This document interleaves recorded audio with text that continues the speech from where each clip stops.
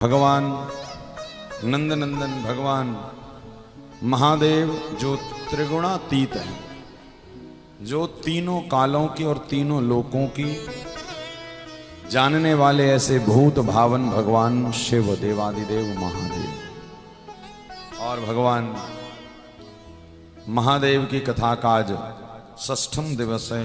काशी की इस भूमि को साक्षात दंडवत प्रणाम है, जिस भूमि पर साक्षात देवादिदेव महादेव वामांग में मां पार्वती को लेकर विराजमान है। और आज प्रदोष के दिन हमें भी सौभाग्य प्राप्त हुआ कि हमें बाबा विश्वनाथ का खूब दर्शन बढ़िया से हुआ। भगवान भोलेनाथ का जब दर्शन करते कि मंदिर परिसर में प्रवेश करते साथ ही चित्त को अखंड शांति का अनुभव अपने आप आने लगता है। यही मंदिर की, यही कथा हॉल की, यही महिमा होती सत्संग की। जब आप बहुत ऊर्जावान जगह पर जाते हैं तो आप उस परिसर में, उस परिधि में जैसे ही आते हैं आपका मन अपने आप बदलने लगता है। मानो जब हम उस परिधि में प्रवेश करते हैं तो लगता है जैसे जीवन में केवल शिव के अलावा कुछ और है ही नहीं। और वास्तव में कभी विचार करिए तो धरती का जो मूल है, प्रकृति का जो मूल है, वो केवल और केवल शिव ही है। क्या? शिव से ही जीव जन्म लेता है और शिव में ही मिल जाता है। उन्हीं से जीव जन्म लेता है, वही बनाते भी हैं, पालन भी करते हैं और समय आने पर संहार भी वही करते हैं। इसी कारण देवादिदेव महादेव की कथा हमें सुनने काशी की भूमि पर मिल रही। भैया ये सौभाग्य नहीं, ये तो हमारे काशी विश्वनाथ बाबा की कृपा है जो आपके ऊपर बरस रही है।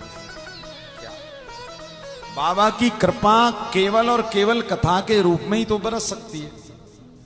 कलिकाल में भगवान जब जीव पर कृपा करना चाहते हैं तो भगवान के पास ऐसा कौन सा साधन है कि वो बता सके कि भैया मेरी कृपा तेरे ऊपर है। तो आपको पता है वो कृपा क्या है? वो कृपा है कि जब हमें उनकी कथा अच्छी लगने लग जाए, हमें वो अच्छे लगने लग जाए, हमें उनके गुणानुवाद गाने वाले अच्छे लगने लग जाए, तो समझ जाइए आप पर भगवान महादेव की साक्षात कृपा है। क्या? भगवान महादेव की कृपा। क्योंकि देखिए भगवान भी मर्यादा में बंधे ना। अब कलयुग है, प्रकट हो नहीं सकते, तो भगवान आपके अंतःकरण में प्रकट होकर जब आपको बहुत अच्छी अच्छी प्रेरणाएं देने लग जाए, समझ जाइए भैया भगवान की आपके ऊपर बड़ी कृपा है। और हम तो एक ही बात समझते हैं कि जन्म लेना सौभाग्य का विषय है, बेटा बेटी होना सौभाग्य का विषय है, धन मिलना सौभाग्य का विषय है, सब चीज मिलना सौभाग्य का विषय है, किंतु कथा सौभाग्य का नहीं, कथा तो भगवान की कृपा का ही विषय है। क्या लोग कहते भैया हम बड़े सौभाग्यशाली, भाग्यशाली काशी आ गए। नहीं, भाग्य से आपको बाकी चीजें मिलती हैं, सौभाग्य से बाकी चीजें मिलती हैं, किंतु भगवान का दर्शन भाग्य सौभाग्य नहीं, भगवान का दर्शन केवल और केवल कृपा का विषय है। क्या? इसी कारण गोस्वामी जी ने लिखा है कि ये फल साधन ते ना होई। बाबा की कथा कोई साधन और साधना का विषय नहीं है। ये फल साधन ते ना होई, हमारे विश्वनाथ की कृपा पावे कोई कोई।